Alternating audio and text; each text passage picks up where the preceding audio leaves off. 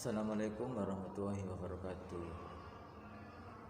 Kami dari kelompok 13 materi pendidikan agama Islam MTS dan MA akan menjelaskan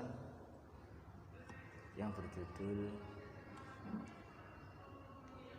Sejarah Kebudayaan Islam kelas 10 tingkat MA bab 1 Peradaban Bangsa Arab sebelum Islam. 1. Sistem peribadan bangsa Quraisy sebelum Islam. Pada permulaannya, bangsa Arab Quraisy telah mengikuti dan meyakini ajaran agama Nabi Ibrahim dan Nabi Ismail, yaitu agama Hanifiyah. Hanif artinya benar dan lurus. Karena itu, sejak dulu ajaran tauhid sudah mengakar di hati masyarakat Arab. Pada masa jahiliyah, orang Arab Quraisy banyak yang menyembah berhala atau patung-patung yang mereka buat sendiri dari batu, kayu, dan logam. Menurut Ibnu Kalbi, yang menyebabkan bangsa Arab menyembah berhala dan batu ialah barang siapa yang meninggalkan kota Mekah harus membawa batu yang diambil dari batu-batu yang ada di tanah haram Ka'bah. Hal itu mereka lakukan dengan maksud untuk menghormati tanah haram dan untuk memperlihatkan cinta mereka terhadap kota Mekah. Kemudian di setiap tempat persinggahan mereka meletakkan batu itu dan bertawaf mengelilinginya seperti mengelilingi Ka'bah.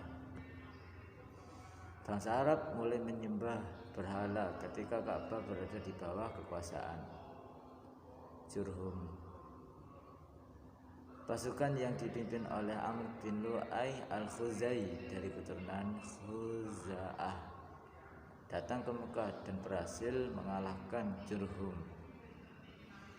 Kemudian Amr bin Lu'ay al-Khuzai meletakkan sebuah berhala besar bernama Hubal yang terbuat dari batu akik berwarna merah berbentuk patung manusia yang ditempatkan di sisi Ka'bah.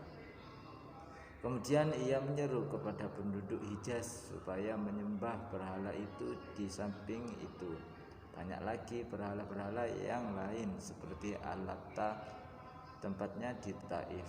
Menurut Tasyakif atau penduduk Taif, Al-Latta ini adalah berhala yang paling tua. Al-Uzza tempatnya di Hijaz, kedudukannya sesudah Hubal. Manat tempatnya di kota Madinah. Manat ini dimuliakan oleh penduduk Yastrib. Nomor 2, beberapa bentuk pemujaan yang dianut oleh bangsa Arab sebelum datangnya agama Islam. A. Menyembah malaikat. Di antara bangsa Arab ada yang menyembah berhala dan menuhankan malaikat. Di kota Mekah ada sebagian bangsa Arab yang menganggap bahwa malaikat itu adalah putra-putri Tuhan. B.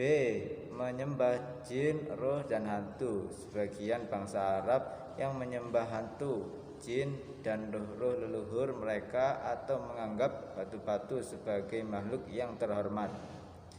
Bahkan di suatu tempat jin yang terkenal dengan nama Darahim, mereka selalu mengorbankan binatang-binatang di tempat itu agar selamat dan terhindar dari segala bencana. C. Menyembah bintang-bintang. Yang dimaksud bintang-bintang adalah matahari, bulan, dan bintang-bintang yang gemerlap cahayanya pada malam hari. Mereka menganggap bintang-bintang tersebut diberikan kekuasaan penuh oleh Tuhan untuk mengatur alam ini.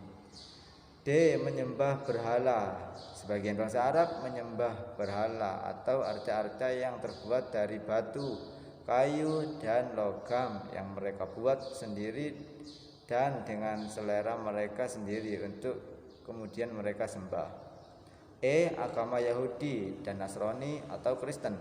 Agama Yahudi mulai masuk ke Jazirah Arab tahun 1491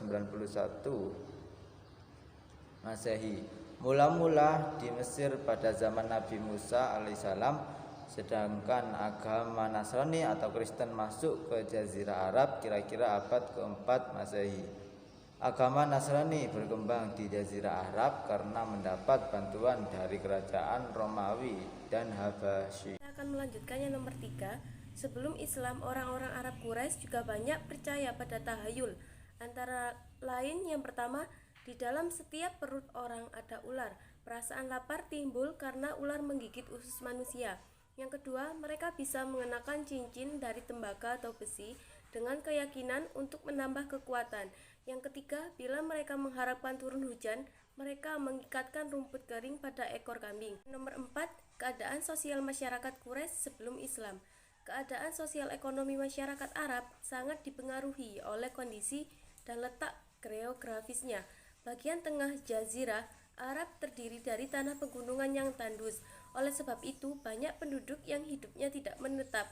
Mereka tinggal di pedalaman, yaitu masyarakat Badui yang mata pencahariannya berternak. Mereka berpindah-pindah dari satu lembah ke lembah yang lain mencari rumput dan hewan ternaknya. Yaitu yang nomor 5, peradaban bangsa Arab sebelum Islam. Bidang pertanian dikerjakan oleh suku-suku yang bertempat tinggal di daerah-daerah subur, terutama mereka yang mendiami daerah subur di sekitar Pase seperti Taif. Di tempat ini mereka menanam buah-buahan dan sayur-sayuran. Di kota Mekah terdapat pusat perdagangan yaitu pasar Ukas yang dibuka pada bulan-bulan tertentu seperti Zulqa'dah, Zulhijjah, dan Muharram. Dalam bidang sosial politik, masyarakat Arab pada masa jahiliyah tidak memiliki sistem pemerintahan yang mapan dan teratur. Mereka hanya mempunyai pemimpin yang disebut syekh atau amir yang mengurusi persoalan mereka dalam masalah perang, pembagian harta, dan pertempuran tertentu. Di luar itu, seorang syekh tidak berkuasa atau tidak berhak mengatur anggota kabilahnya. Di samping itu, bangsa Arab sebelum Islam juga telah mampu mengembangkan ilmu pengetahuan. Hal ini misalnya dapat dilihat dari berbagai ilmu pengetahuan yang berkembang di dalam kehidupan masyarakat Arab pada waktu itu. Dalam bidang bahasa dan seni bahasa, orang-orang Arab pada masa pra-Islam sangat maju. Bahasa mereka sangat indah dan kaya. Syair-syair mereka sangat banyak. Dalam lingkungan mereka, seorang penyair sangat dihormati. Tiap tahun di pasar Ukas diadakan deklamasi yang sangat luas. Selain Ukas, masih ada pasar yang dijadikan tempat berkumpulnya para penyair yaitu pasar Madinah dan Zulmajaz. Salah satu dari pengaruh syair pada bangsa Arab ialah bahwa syair itu dapat meninggikan derajat seseorang yang tadinya hina atau sebaliknya menghinakan seorang yang tadinya terhormat. Satunya alat publisistik yang amat luas lapangannya yaitu itaba. Di samping sebagai penyair, orang-orang Arab jahiliyah juga sangat fasih berpidato dengan bahasa yang indah dan bersemangat. Para ahli pidato pada saat itu mereka mendapat derajat tinggi seperti para penyair. Salah satu kelaziman dalam masyarakat Arab jahiliyah adalah mengadakan majelis atau nadwah sebagai sarana untuk mendeklamasikan sejak bertanding pidato, tukar-menukar berita, dan lain sebagainya, seperti Nadi Quraisy dan Darum Nadwah yang berdiri di samping Ka'bah sebagian dari nadwah mereka. Dan dari kelompok kami, apabila ada kesalahan mohon dimaafkan. Wassalamualaikum warahmatullahi wabarakatuh.